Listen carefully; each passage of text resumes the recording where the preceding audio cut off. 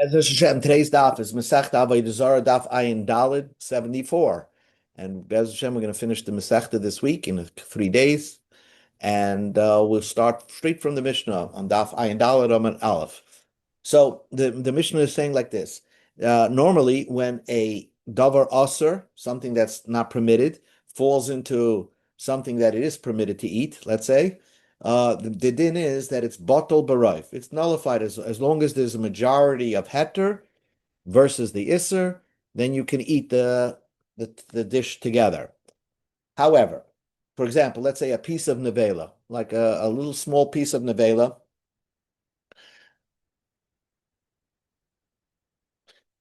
Hi, Steve. We just began. We're on Daf Ayin Dalid. So the Mishnah is now discussing.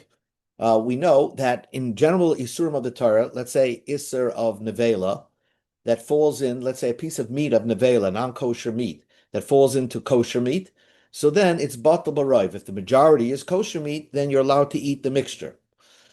However, there are times that things fall into something and it's going to be usher forever. The whole, even if, no matter, even if 90% is heter and 10% is usher, the whole thing will become usher. And the conditions that make that happen is if the isser is something that you cannot benefit from, plus it's something that is an object that is very important that you count it. You count it individually. For example, like potato chips, you don't count individually, you sell it by the bag. But a barrel of non-kosher wine is something sold individually. So let's see the Mishnah. Elu asurim, the following are aser, v'oisrim b'kolshu, and if they fall into a mixture or they get mixed up with heter, no matter what size the heter is, even if the heter is 90%, the whole item is aser b'hanoah. So for the example is like this. Yayin Nesach. This is the classic case of Yayin Nesach. Let's say you have a barrel of Yayin Nesach wine that got mixed up with a thousand other kosher yayin, kosher kedem wine, kosher kedem barrels, but you have one barrel of yayin nesech wine. Since a barrel of yayin nesech is aser bahana, plus it's something that you count, therefore all the barrels are now aser. We're going to learn that this is not the opinion of Rav Shimon ben Gamliel, because that could be a tremendous loss, right? If you run a wine company.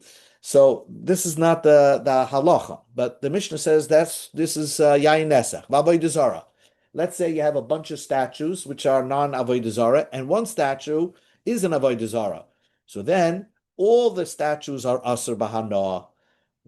V'oris levuvim. Let's say you have hides that one of the hides was from a hide of an animal that they took the heart out of the animal and they sacrificed that heart to the avodah zarah. So that hide remains aser. If that hide got mixed up with other hides, no matter 90%, 95%, or 99% of heter hides, all the hides are aser because there's one avodah zarah hide mixed in. V'shara niska. Let's say a shar was condemned to death because let's say it killed a human being, and that live ox got mixed up with other live oxen. So all the oxen now become aser bahana. The egla arufa, the calf, the baby cow, that's supposed to have his head chopped off. That was last week's parsha regarding if you don't know who killed somebody, so you bring an egla arufa.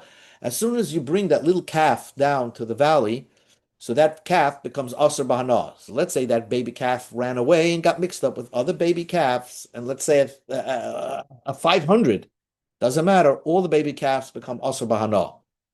Vitzipari mitzara, the dead bird of a mitzara. One of the things that we do, and to me mitara mitzara, we bring two birds, we slaughter one, and we dip the live one into the blood of the slaughtered one. Bottom line is that if the slaughtered one you take a piece of meat from that bird, that dead bird, and it got mixed up with other pieces of meat from other kosher birds, it is now all aser bahana. Usa'ar nazir, and the hair of a nazir. A hair of a nazir, after he wants to take his naziris away, a lock of hair is aser bahana. He's supposed to burn it. So what happens if that lock of hair got mixed up with other locks of hair? So then all the locks of hair are aser bahana. Upata chamar, you have a donkey that you're supposed to chop its head off because it wasn't. You have to either give it to you have to redeem it with a sheep and give it to the kohen, or chop its head off. And so that donkey you didn't redeem. The owner's not here, and it got mixed up with other donkeys. So now all the donkeys become aser. Ubasar b'chalav. Or if you have a piece of meat that had milk in it. So let's say a piece of meat was cooked in milk. And now that piece of meat is now asr b'hana because it was cooked with milk. If that piece of meat got mixed up with other pieces of meat, even if it could, it's a beautiful piece of steak and it got mixed up with 1,000 other pieces of steak, it is all the steaks are asr b'hana. We'll skip the next one. Sorry, Mishnah. Then the Mishnah says the chulin shenishchatu ba'azara. And let's say a person brought an animal that wasn't kosher and slaughtered it in the Beis Hamikdash. So the Gemara tells us that is asr b'hana. If that slaughtered meat got mixed up with other pieces of meat, all the pieces of meat are asr. So Mishnah tells us, Harei el yisurin, all these things are asr, v'oisrim b'kolshu, and no matter what amount of mixture of heter you have there, all the heter becomes asr. So the Gemara explains it very clearly. Kana mai kachashav. What makes it something that never becomes batal? Idava shebeminyan kachashav. Is it because that it's something that is counted? It's not like a potato chip, like I said, but it's something that you sell individually. Listen namechatikas nevela. Then a regular piece of nevela that falls into other kosher meat should also aser, even if the kol shehen, no matter what size is the heter. If the main thing is that these isurim are isur hana, right? Chaticha nevela is not asur b'hana. You just can't eat it. But the ones listed in Mishnah you can't even benefit from. Listen to Nama Chametz B'Pesach. Let us read. Let's say Chametz B'Pesach. Let's say you have a small piece of bread in Pesach. Let that get mixed up into a piece of a small lakshin. All right, a Chametz Diga lakshin got mixed up with Pesach Diga lakshins. So then they all should become Asar Bahana. And the Mishnah doesn't seem to say that. So Amar Rabbi Chia bar Abba v'Teimer Rabbi Yitzchak Napka, Haitana, our Mishnah is Tarte Islay. He needs that you have to have two qualities, and like I kept mentioning. Davav Shabamin, it's something that's sold individually. The Isur, so if it's something that's sold individually, so then the Isur Einan, it has to be Asar Bahana. So once it's Dava Shebeminyan, it has to be, so a little piece of Lakshan, the Chametz Diga Lakshan, is not something sold individually. It's sold in a part of a box. So if that individual piece of Lakshan gets mixed up with Pesach Diga Lakshan, so potato starch Lakshan, so then it's mutter, according to the Mishnah. And the other thing is Visur Einan. It has to be Isser Hana. It has to be something you can't benefit from. So that excludes nevela. Nevela is something that's not an isser, no, it's only to isser that you can't eat. So in order for it to be that supreme thing that never becomes mutter, is if it's dava shebeminyan b'isure hana. So says the Gemara, the Mishnah say egoizi perach v'rimayni bodin the dava shebeminyan b'isure hana. I have another example. You have special type of walnuts and special type of pomegranates that are orla, that's sold individually. It's like an exotic fruit. And nevertheless, it's asr b'hana, so that could be listed in our Mishnah, as well as one of the things that asr b'kol shehu. And says the Gemara, Atani Lake Hasam, we already have it written down in another area. In another Masechta, in Masechta Arla, it says these examples. Haroila Arla Arla, Haroila Kaya Karen, Klaya Karen. So the Mishnah in Masechta Arla lists that Egoizi Parish K'moini Bedan. So therefore, it's not listed over here. Says the Gemara of a listener Kekar Shel Balabayas, Linyachametz B'Pesach. Let's list a homemade challah of that a owner baked, and that would be chametz b'Pesach that got mixed up into some dish, a little challah that got mixed up into a big dish.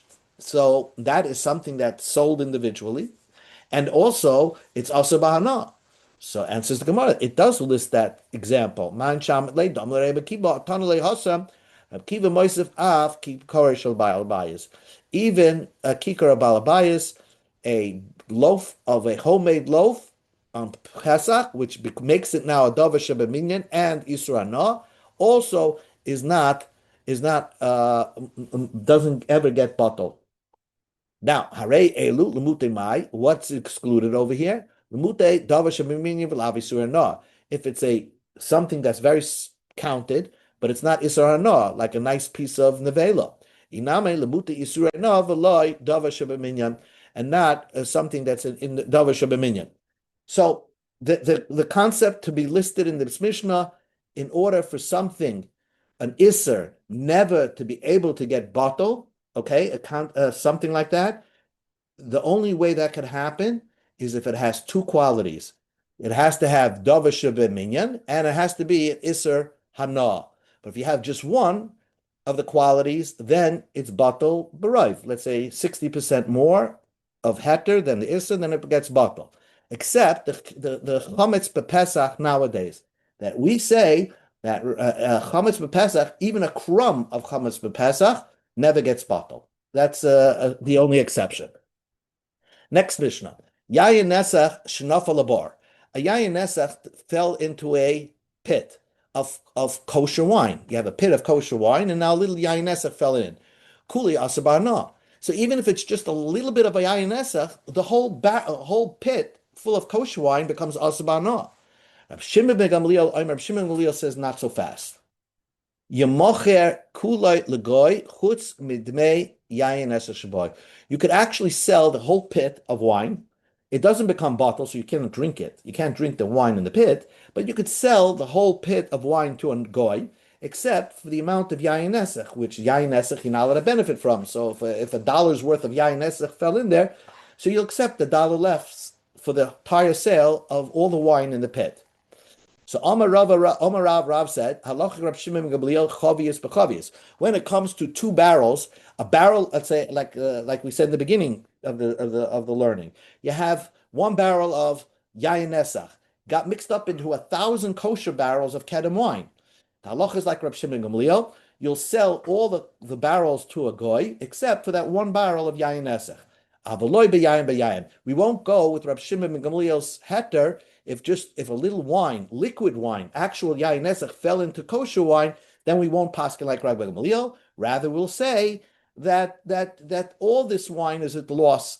All the wine in the pit, completely, you can't benefit from it. Shmuel says the halacha is like Rabbi Shimon ben Gamaliel, even if wine got mixed up with wine. Yayin nesach got mixed up with yayin kosher. V'chein amar Rabbi Babachon amar Rabbi Yochanan afil yayin b'yayin. V'chein amar Rabbi Shimon ben Noshim Rabbi Chanina afil yayin b'yayin. So that would be the nice thing to say, that if a non-kosher yayin nesach wine falls into a lot of expensive kosher wine, so then all you do, if the halacha would be that way, you would sell the whole bottle of wine to a goy, except for the little yayin nesach that got mixed up into it. But you can still benefit from it. Rab Nachman said that halacha l'maisa, it's not true. Yayin nesach, yayin b'yayin, aser. If yayin got mixed up with yayin nesach, if kosher wine, if yayin nesach fell into kosher wine, aser, the whole thing becomes aser. Chavius b'chavius mutter. Then we'll paskin like Rab Shimon Gamliel. If one barrel of yayin nesach got mixed up with 1,000 barrels of kosher wine, then we'd paskin like Rab Shimon Gamliel. You'll sell everything to the goy, except for that barrel of yayin esach. But stam yayin, if it's not avodah zarah wine, but it's stam yayin, which is a gezerah d'rabbanan, that anonymous wine belonging to a goy, but we don't know if he did avodah zarah with that wine, then we will say afil yayin b'yayin mutar. Even wine with wine, it would be mutar to sell the whole thing to a goy, except for the yayin, the stam yayinim that got mixed up. Now we go to another topic on Amud Beis, Ayin Dalet Amud Beis, by the Mishnah. So I have here the Mishnah. There's basically three ways to make a press, and it wasn't so easy to make a press, because a wine press, as you can see on the screen, because you needed. It was usually goyim that made the wine presses, and the Jews had to kasher the wine press to be able to use it for kosher wine. So you have a stone. Here's a stone wine press, as you can see in the picture. Sometimes they made a wooden wine press. This is this picture over here. And then sometimes you made a wine press out of clay, earthenware. And most of the time, often what they did was, here's a stone wine press, they would pitch it, they would pitch it with some pitch in order to, I guess, be able to use it for a long period of time. But when you pitch it, there's a smell in the pitch, so they put a little bit of wine in the pitch, okay? And the wine is somehow in the pitch itself or on top of the pitch. That just diluted the smell of the pitch. So it was important now to if the guy put wine on top of the pitch, how do you kasher this wine press? So that's what we're discussing over here. Gat shel Evan. Now, generally, a wine press is something you keep wine for a short period of time. Unlike a barrel, if the barrel housed wine for a year, then if the barrel housed wine for a year, then you just can't kosher it with the way the Mishnah is discussing it. You have to do another strong method of koshering. But here we're talking about a gat shel Evan, a wine press made of stone, shezav sagoy. The guy pitched it. As we can see in the picture, he pitched it. And then he put a little bit of wine after he dried it in order to take away the smell of pitch. A little bit of wine. So, but the guy didn't use it to press. He didn't press with this wine press. So how do you kasher this wine? So menagva v'hitara. You put ashes on it. Somehow ashes dries out the wine. It's maybe sucks out the wine that was in the pitch or something like that. And then you wash it and you put ashes again on it and then wash it down. That's if the wine press was made out of stone, vishal eitz. Let's say it's made out of wood. So then Rebbe says yinagiv. If it's made out of wood, and again he put the pitch on it, Rebbe says you have to dry it out with ashes. Same way, menagva. The same way you do kasher a stone one, you can kasher a wood one. So if they pitched a wood wine press, you do the same method. The Chacham says too much. Since they use a lot of pitch in a wood one, as opposed to a stone one, they put a little bit of pitch. But for a wood one, they put a lot of pitch. And because they've used a lot of pitch, they had to use a lot of wine. So there's no way to kasher it. It says, yikleif as a zephis. First, you have to peel away the entire pitch, and then do nigov. Then wash it down with ashes, because the wine not only went onto the pitch, but it's probably seeped to the wood underneath. That's what Chachamim say. But let's say the wine press underneath was made of earthenware. So then, if it's made underneath with earthenware, and then they put pitch on it, so then the Gemara says, "Afal pi shekolaf es hazefes harezu usura." Even if you peel it, right, and you do nigov and you washed it down with ashes, this will always remain usur. So, if you look at what we have over here is I didn't put a pitch in here, but this is an earthenware wine press. If they pitched it with pitch and they added wine to it, so then there's no way to kasher it. Even if you would peel away the pitch, it would still remain usur. So is the Gemara. Amar Rava said, Daf Gezavska. Our Mishnah is talking about if you pitched it. But let's say Avodah, let's say he didn't pitch it, he just pressed with it. He just pressed it. So let's take you have a stone press, and he didn't put any pitch in it. He just left it like this. So then all you got to do is just wash it down. So just wash it down, because if the guy pressed his wine in there, how long is he leaving his wine in that stone wine press? So all you got to do, if you want to kasher it for a Jewish one, you just wash it down. Says the Gemara, Pshita Zavasatan. The Mishnah said that only if he pitched it, you have to go through a whole big kashering process. That's what the Mishnah said. So the Gemara says, Mahu the same. This is what Rav is saying. I would have thought, Hu adin afilach dorach ba. Even if you pressed it, you still have to do nigov. It's not enough to wash it. If he just pressed with it, you would also have to wash it down with ashes. I would think that even if you didn't put pitch over here, if you want to kasher it, you have to put ashes. The high diktan is zafsa. That why did the Mishnah say zafsa? Or chaz the milsa katani? Because that's the normal way that you used to make a wine press. They would put pitch. So therefore, but even if there was no pitch, you need to knock it down with ashes, to kasher it with ashes. Kamash malam, that no. If there was no pitch in there, you don't need ashes. Just take a hose and hose it down, and that's fine. Ika di amre, others say, Amar Rava say, dafkas vasa, it's only because he pitched it and did not press with it. Avol dorachba, but let's say they pressed with it after they pitched it. So they did a double whammy. When they made the pitch, when the goy made the pitch, he put wine just to dilute the smell of the pitch. And then he pressed his own grapes there. Then loisagi lo benigiv. Then it's not enough with taking it off with the ashes. You have to peel it. So Gemara says, "Pshita zafsa tanam." Doesn't the Mishnah say zafsa that you peeled it? That the Mishnah doesn't talk about that you pressed also. So Gemara says, "Mahu the same." I would have thought who adin da filadarpa. That I would have thought that it doesn't matter if he pitched it and then used it for his own grapes. It would be enough with nigov, with using ashes. I did tanizah, so why did the Mishnah say you only did pitch? That's, the normal way. When do you buy it off the guy? Not that he used it. He just manufactured it, put pitch there, and put a little wine. Kamash Malam, Daf Gazavsa, only because the guy didn't use it. He just put the pitch there. Avodah, if the guy started using it, it wouldn't be enough to wash it with ashes. You'd have to peel away the whole pitch because he pitched it plus he used it. So you'd have to get rid of the whole, inside of that wine press. Kahid also lekame de Rav, like Rab Chia, like a person came to Rab Chia, and he said, "Amalei havli gavi de dochle matzarte. Give me a good mashgiach who's going to kasher me my wine press. I'm borrowing a wine press from a goy, and he pitched it, plus he used it for his own grapes, and I want to now, buy that wine press, make and produce kosher wine with it." So Rav Chia ran a kosher organization, so he had to send Amalei Rav. So he sent his nephew Rav Zil Bahadei, go follow this guy and make it kosher. Help him kosher that wine press. Make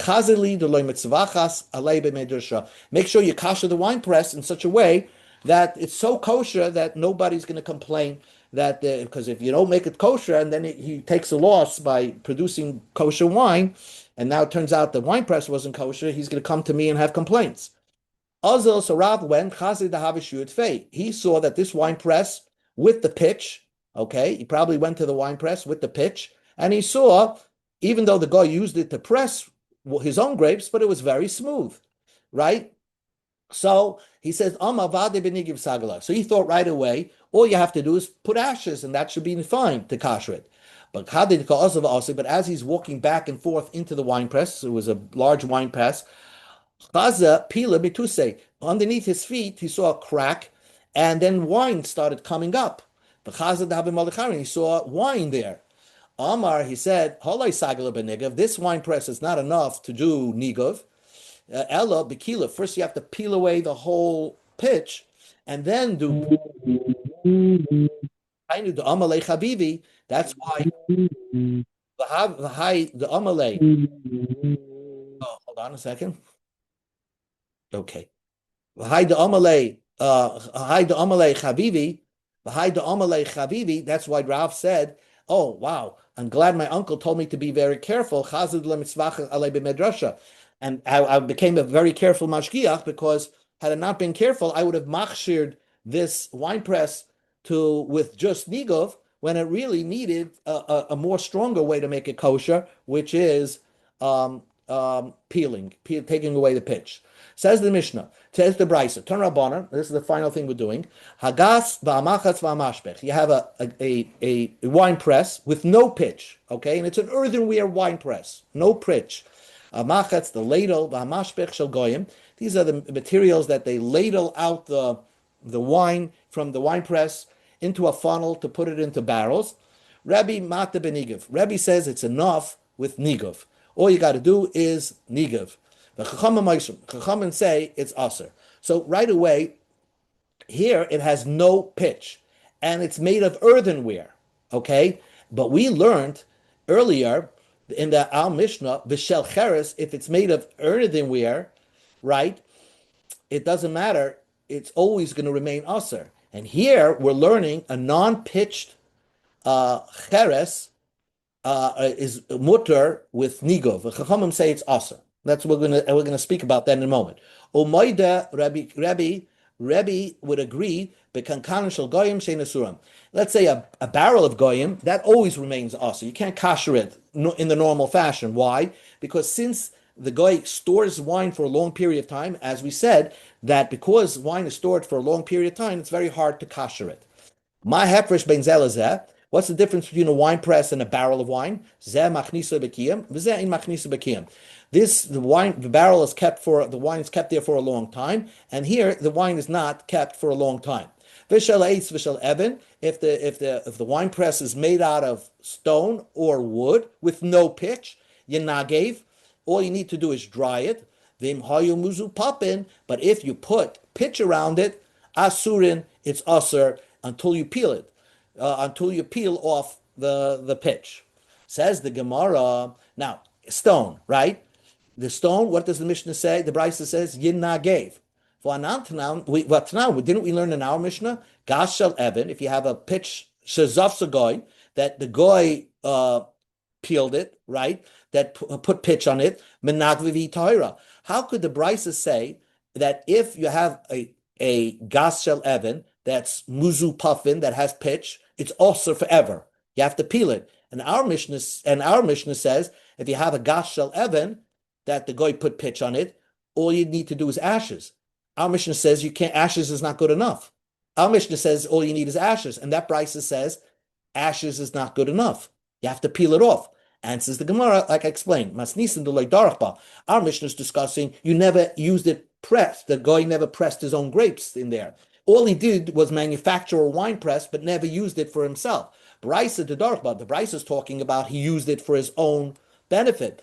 Oh, so if he used it for his own, grapes, so then if it's pitched, and he was already used it, so it's pitched plus the guy used it. So then you have to peel off the pitch. You can't just use ashes. Amamar, one more conclusion. Amamar, Hagas, Ba'amachas v'mashpech shel goyim, Rebbe Mata benigov, v'chachamim oisrem. Right? So here you have, if it's made out of earthenware, right? A gas made out of earthenware, Rebbe says, oh, just do nigov, and chachamim say it's forever asa. Says the Gemara, Vanan Tanan, didn't we learn in our Mishnah, Shel Cheretz, Afal Pisha Kolaf, as a zephet, even if you peeled away the pitch, but once it's made out of earthenware, it always remains usur. So how could this Raisa say that Rebbe says nigov is good? Amar Rava, Sefer Damasnishin, Aslan Rabbanan. End of the Mishnah goes according to the Rabbanim, which Chachamim say it's usur, that once it's made out of earthenware, somehow any drop of goyish wine is so absorbed in the earthenware, it's impossible to kasher. Darash, but I'm going to explain you one last thing. Darash Rava said, Na'ava article. If you have a wine press, right? So then there's one way to kasher it very well is if you use a blowtorch or heat it up. Somehow that will expel the wine. There's another way to do, which the Mishnah doesn't discuss, which is the highest form of kashrus, is if you fill it up with water and then empty the water, keep the water there for 24 hours, then empty the water. Fill it up again for 24 hours, then empty the water. Fill it up again for 24 hours, and then empty the water. That is the highest form of a way to kasher something, and that's called irui. But our Mishnah is discussing our Mishnah is, and we're discussing that you didn't do irui. Are there other lower forms of kashrus available to you? And sometimes nigov, and sometimes kiluf, sometimes ashes, and sometimes peel away the pitch. Okay, we'll stop over here. I don't know.